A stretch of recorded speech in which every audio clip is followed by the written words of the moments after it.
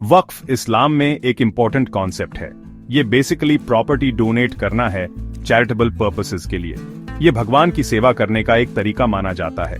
Muslims believe करते हैं कि दूसरों को देना एक तरह की इबादत है।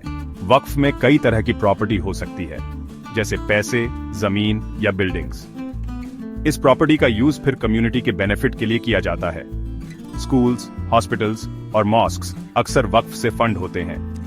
वक्फ की प्रैक्टिस प्रॉफेट मुहम्मद के टाइम से चली आ रही है। सबसे पहला वक्फ प्रॉफेट मुहम्मद ने एस्टैब्लिश किया था। उन्होंने मेडिना में अपना ऑर्चर्ड वक्फ बना दिया था। इससे मुस्लिम्स के लिए एक एग्जाम्पल सेट हो गया। अर्ली इस्लामिक पीरियड में वक्फ ने एजुकेशन के एक्सपेंशन में इंपॉर्टेंट रोल प्ले किया। कई मॉस्क्स स्कूल्स की तरह भी काम करती थी। ऑटोमन एम्पायर में वक्फ का सिस्टम बहुत डेवलप था।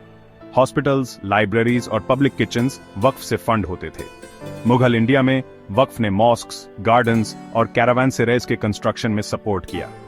ताजमहल मुगल वक्फ का एक फेमस एग्जाम्पल है।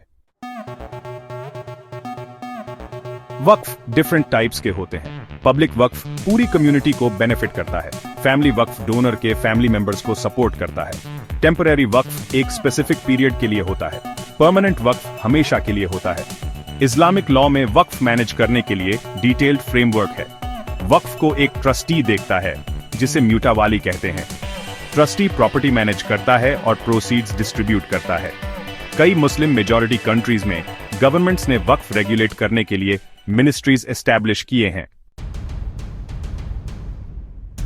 वक्फ का मुस्लिम सोसाइटीज पर गहरा इंपैक्ट रहा है। इसने एजुकेशन, हेल्थ केयर और सोशल वेलफेयर को प्रमोट किया है। वक्फ ने इस्लामिक आर्ट और आर्किटेक्चर के डेवलपमेंट में भी कंट्रीब्यूट किया है। वक्फ इंस्टीट्यूशंस ने पुअर और मार्जिनलाइज्ड लोगों को एसेंशियल सर्विसेज प्रोवाइड की है। उन्होंने कम्युनिटी और सॉलिडारिटी की भावना को भी फॉस्टर किया है।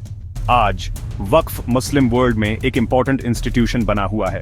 ये इस्लाम में चैरिटी और सोशल रिस्पॉन्सिबिलिटी की इंपॉर्टेंस का रिमाइंडर है।